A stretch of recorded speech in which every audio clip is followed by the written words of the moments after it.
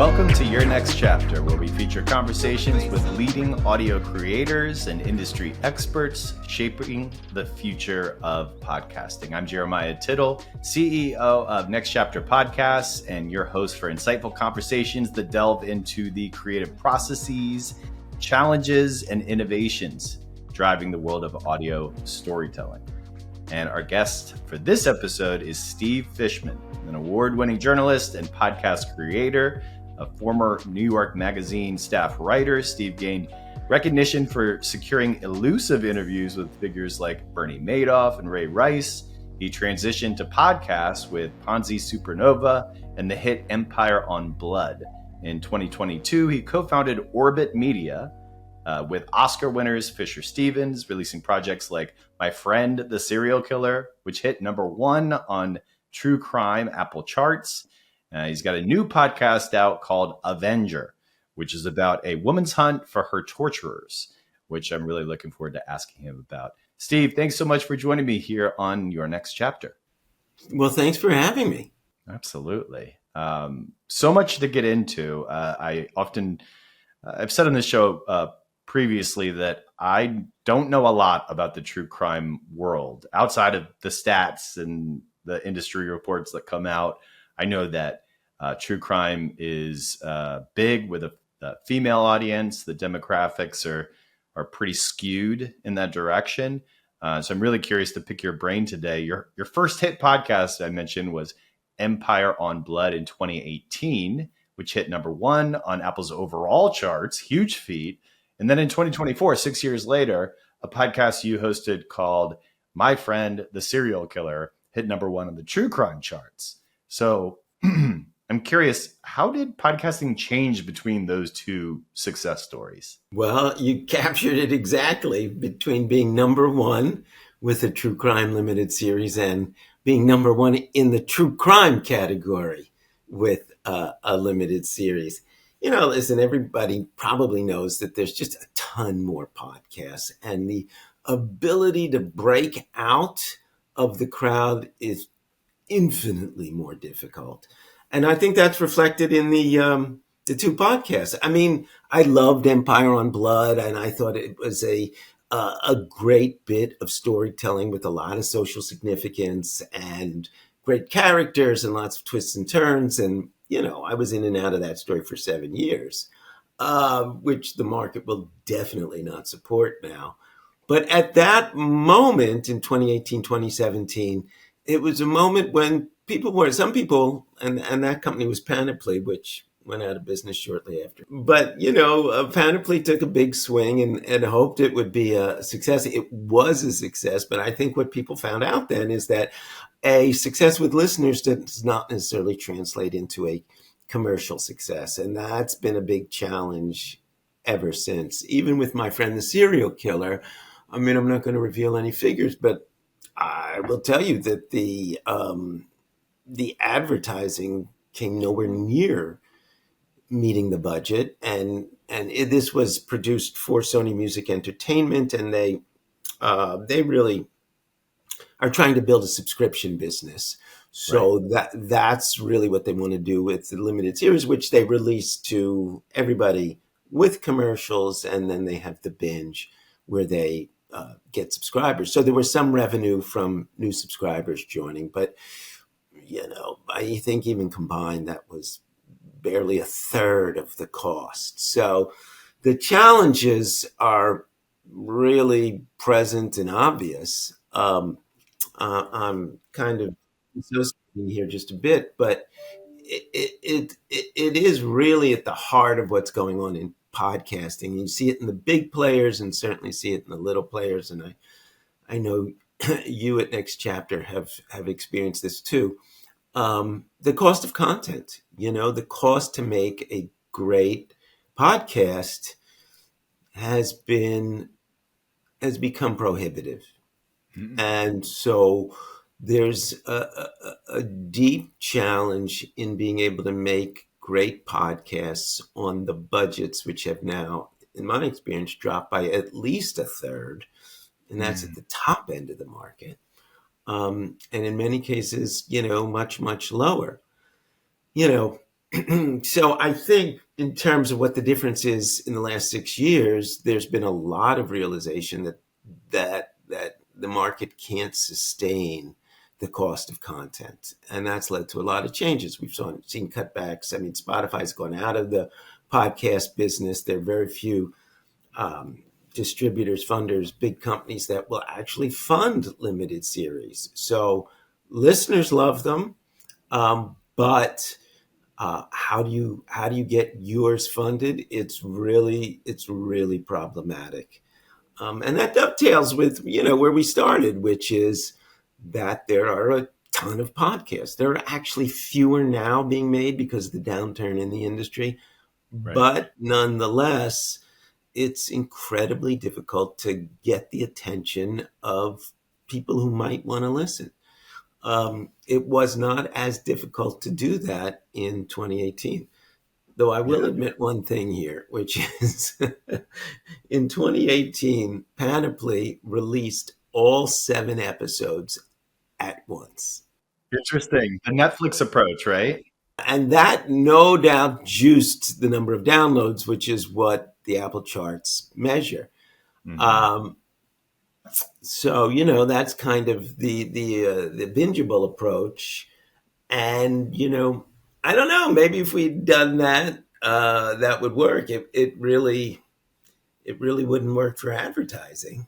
It's really interesting that conversation, and we just had a high-profile agent explain to us the algorithmic adjustments within Apple's walls that has made what was once a very kind of a way you could triangulate or strategize in a super defined, tangible way back in the day. Now the ongoing podcast is very much incentivized, a week over week podcast versus the limited series. Limited series, we've taken the approach in some of our limited series, whether it's season 2 or the first go with a particular show, is okay. So we have 8 episodes. We can make it 16 if we have bonus content every other week, or finding some other way to keep the lights on so that the advertising the agencies who need a good amount of lead time typically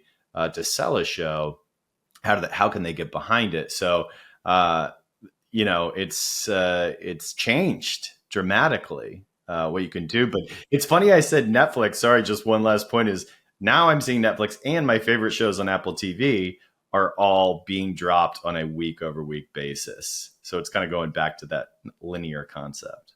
Have you been in the advertising space? Have you sought advertising for your podcasts?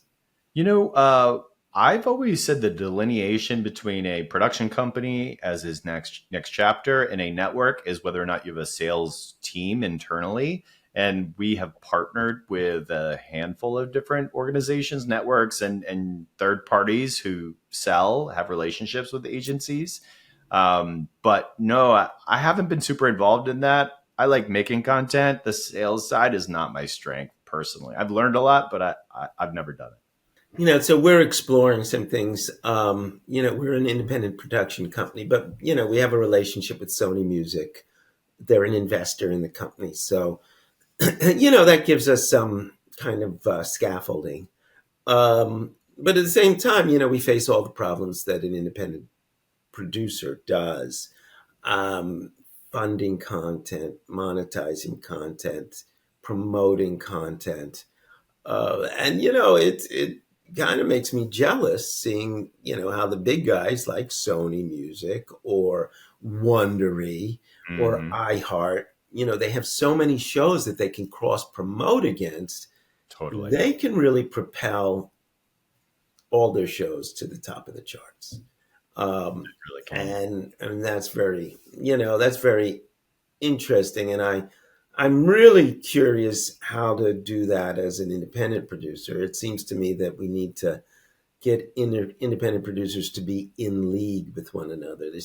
We need to have a kind of network effect by creating a consortium of smaller producers. I mean, and we do shows mainly in the true crime arena. So for us, it would be independent producers in the true crime space that, I'd love to talk to and figure out how to proceed. Absolutely. No, that's super helpful. I'm glad we talked about that conversation. I was going to ask you about your partnership with Sony Music and how that kind of came together. Maybe as a question part two is, can you walk us through the green light process of the last season of My Friend the Serial Killer? Did Sony say yes right away, or how long did those conversations last? So, we pitched them like everybody else. I mean, I think we get special attention because we're related.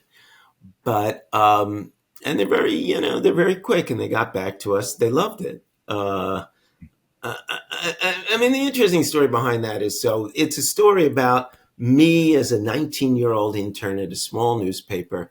I get picked up hitchhiking by a guy who turns out to be a serial killer. And he got his victims by picking them up hitchhiking.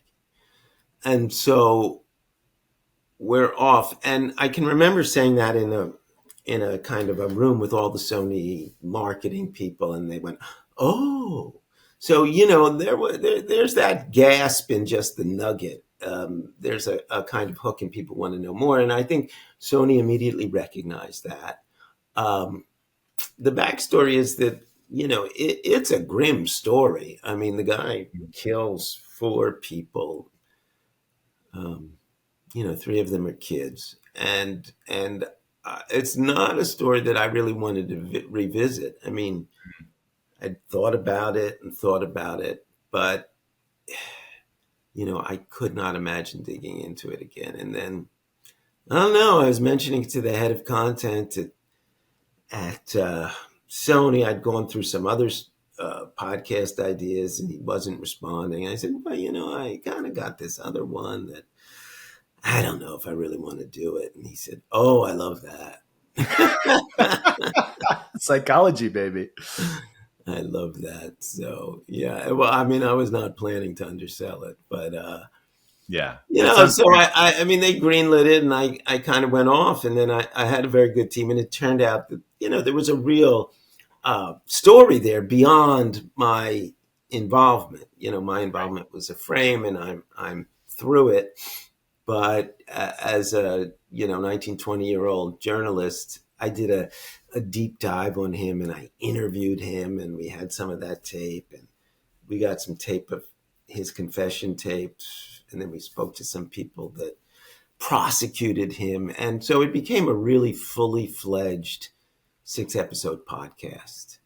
Like I mentioned another one that we're doing that's coming out. We're actually releasing it. It's called Avenger. And Avenger is when we ended up self-funding, not really because we wanted to, but we kind of made the bet that we were going to be able to sell it. Mm-hmm. And this was, in a different market. And in the end, we couldn't sell it. So we kind of got stuck with footing the bill. The kind of upside of that is that we own the content. Yeah. And that's, diverging just a moment. I mean, that's the other problem with the world of independent podcasting. So, you can't get funding. Very difficult to get funding. And if you get funding, you don't own or control your content. Right. So you essentially have nothing. I mean, even if you're getting some percentage of the profits, it's not much. And you're essentially doing work for hire. So what the environment has done is it has stripped producers, creators of the ability to have a sustainable business. Obviously, there are going to be exceptions. I guess Pineapple Studios is an exception, but they got $10 million investment, so maybe they're not an exception. I mean, could they sustain themselves on their work alone, not owning content? Because one of the things we've been able to do, and so we created our own feed. We launched our first podcast, The Burden, into this feed. And that did climb the charts in true crime. I think it made it to number 8, supported by Apple, which makes all the difference. Totally. Totally. And what we were kind of betting was that if we could create a feed with several shows, A, there'd be a feed effect. So if you came for one show, good chance you'd check out the other shows. Hmm. And B, we would have a promotional vehicle so we could cross promote on our own mini network. Sure. That only works if you control the content. So we Mm. control three pieces of content, three podcasts.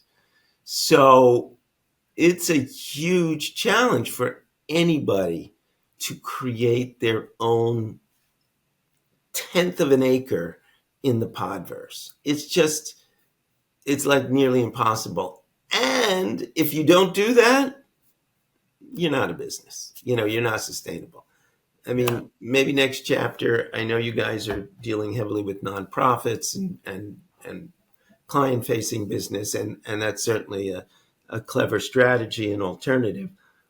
But for, people who are kind of more strictly in the commercial vein, it is not possible. So I'll tell you, what we are exploring now is something we did with Empire on Blood, Hmm.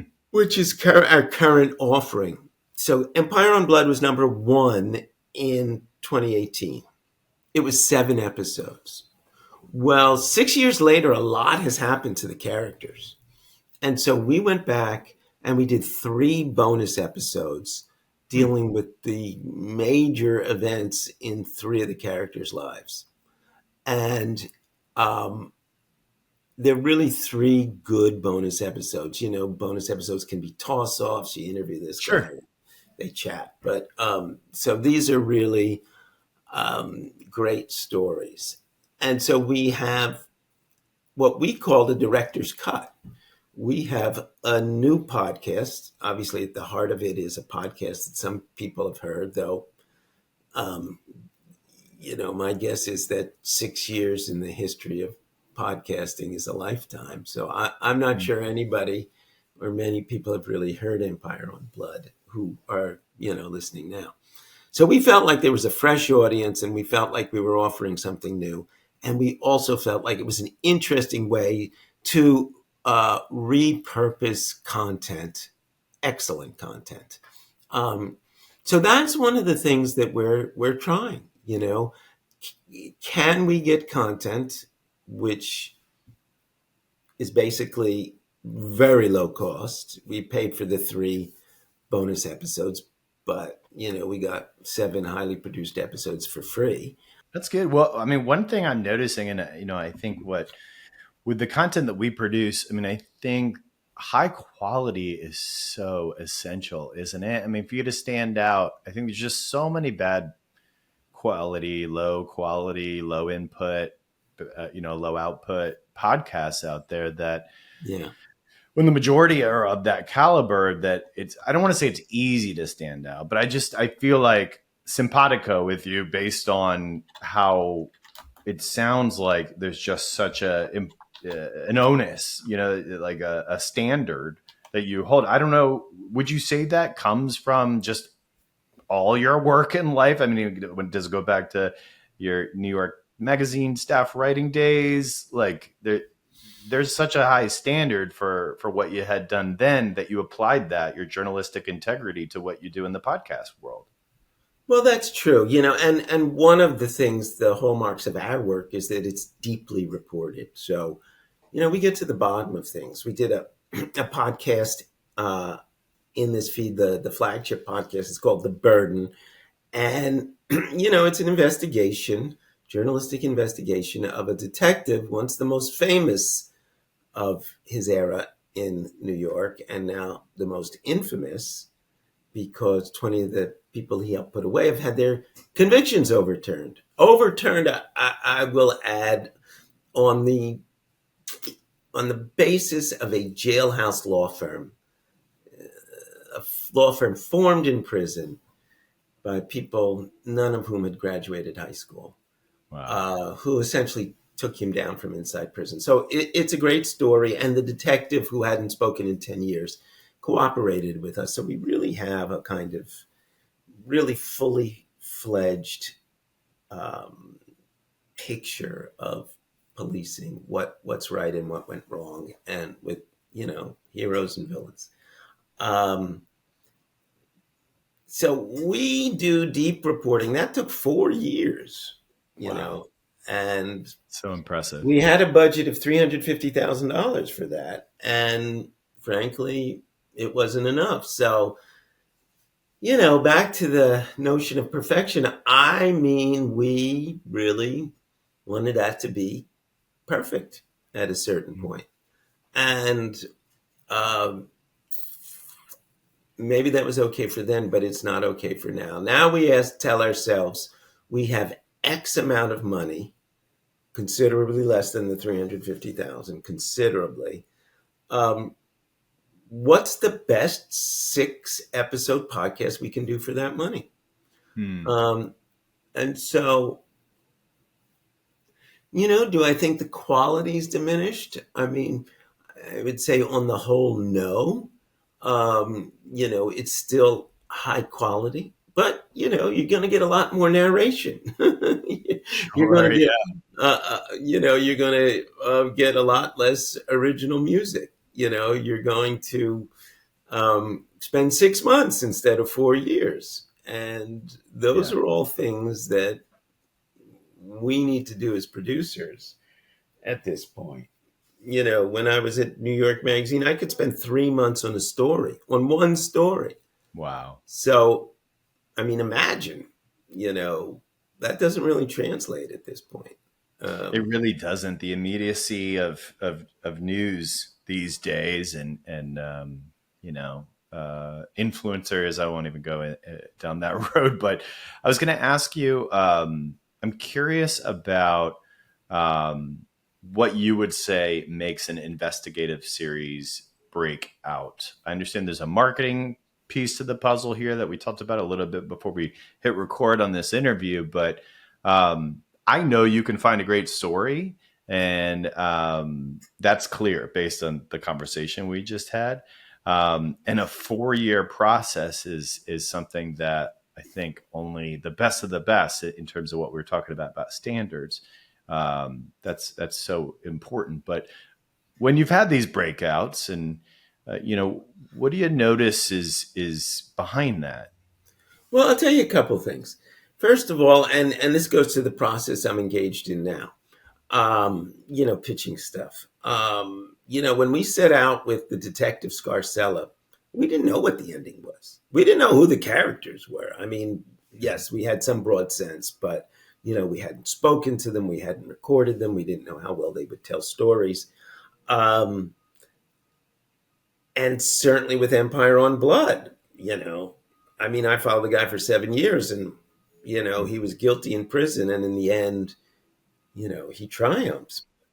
That was not a given at the time. So I will say that one of the keys to a breakout podcast, is having an ending. Very few podcast series have endings, um, and satisfying endings. And I will say that you need to land that ship, land that plane. And that, as I pitch stuff, particularly to a place like Sony, they want to know, well, how does this end? So it's not like you're going in and you're saying, well, it doesn't matter because this is a great story. We got great characters. Let's just follow it and see where it goes, which I could do at New York Magazine. But, you can't do that really anymore. I mean, you have to know.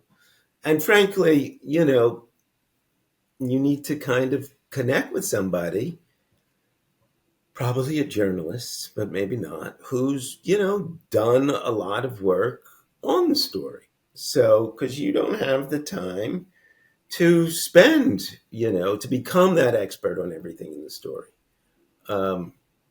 With Avenger, Please, I want to hear about it. I was just about to ask you about it. so Avengers, the story, it takes place in Argentina, right? There's a risk. But we loved the story. It was a story it is the story of a woman at the age of 19. She's kidnapped off the streets by the military junta, which has overthrown the government and installed a dictatorship in Argentina. She's like a college activist, and she's on some list, and they surround her with guns, kidnap her off the streets, throw her into what turns out to be kind of a concentration camp. She's tortured. She's kind of becomes a model prisoner in some ways. So she escapes the fate of 90% of her fellow inmates, which is that they are drugged, loaded into a cargo plane, which takes off, goes over the ocean in the middle of the night, and drops them into the water. And that's how they die. So they're actually alive when they tossed out of the water. She makes certain compromises in order to survive. She ends up being somebody who's useful to the regime. She comes out, she becomes a journalist, avoids doing anything about her experience for years until this fellow journalist shows up and says, this is really an important story. The military regime has fallen. It's a supposedly democratic government. The atmosphere is different. This fellow journalist says we have to investigate these planes, which are called the death flights. And she goes off with him on what turns out to be a 20-year campaign, and they find the pilots of the death planes. And not to give too much away, but they are brought to the court, where there's a big surprise, but they are at least brought to the court. So, wow. I mean, it's a great story. It's got a fantastic female hero in the center. Now, we did that in partnership with a Spanish language podcast company called Sonoro, because all of the interviews were done in Spanish. And so that was one way that we thought we were going to economize. It turned out that because Miriam, who's the woman prisoner journalist, really speaks Spanish so much better than she speaks English. She speaks English well, but the emotion in her voice comes through in Spanish. We had to take her words and then translate them and then have an actor voice them. So we actually hit on an actor of some renown, Alexis Bledel, who was one of the Gilmore Girls and starred in Handmaid's Tale, won an Emmy. Oh, yes, of course. Sorry. Yeah. And it turns out her dad's Argentine. So she has, light skin and blue eyes, but she's half Argentine. So she was really intrigued by the story, and she came on board. And I think did a great job of voicing this. It increased the cost of the production. So. Sure, but you have to make concessions when you have the perfect person for the gig, right? Mm-hmm. And then Fisher Stevens, who's one of my co-founders, and he's an Oscar winner for documentaries. He just came out with his documentary Beckham, which was a big hit, and he executive produced Tiger King, and he directed a fiction movie with Justin Timberlake. He directed Alexis in this. And we actually are going to do a bonus episode because we recorded him directing her. So we'll put that out as a bonus episode for our subscribers. But that's fantastic. I'm so excited for Avenger, and I've been working on my Spanish, so I'm gonna try my ears on the Spanish version as well. This may have already been answered based on this very exciting series and the other stuff you have cooking. But what's your next chapter? We ask every guest this. What you've made a big transition from working as a staff writer in New York to what you're doing now. But just curious, what's next for you? Well, I kind of love audio. It's a great medium for me, and it's like fully creative and uses my journalistic background. And I think tells a story that can be much more compelling because you hear the voices, you hear the emotion, you hear them in your ears than when you're writing it. I mean, I love the written word, but I will say that it's deeply fulfilling to be able to do audio. So in terms of my next chapter, I'm determined to make audio sustainable for me and maybe for others. I'm determined to crack the code and join with other independent producers and figure out how we can make enough money to support ourselves. I love that. I mean, Steve Fishman, award-winning journalist, podcast creator, and I'd be happy to join a consortium if we could get a bunch of the little guys together and build something big that it's not just this kind of top-down industry anymore. I believe in your mission, and you have me ready to sign on when the time is right. So really appreciate your time today. Thank you so much for joining me. Okay, it's great to be with you, and I look forward to making that phone call and getting you on board. Fantastic, Steve. What a guest. Thank you for listening to this episode of Your Next Chapter. I'm your host, JT, Jeremiah Tittle. Our executive producer is Nick Kastner, edited by Justin Cortese, and we drop episodes bi-weekly. Please follow the show, and thank you for listening.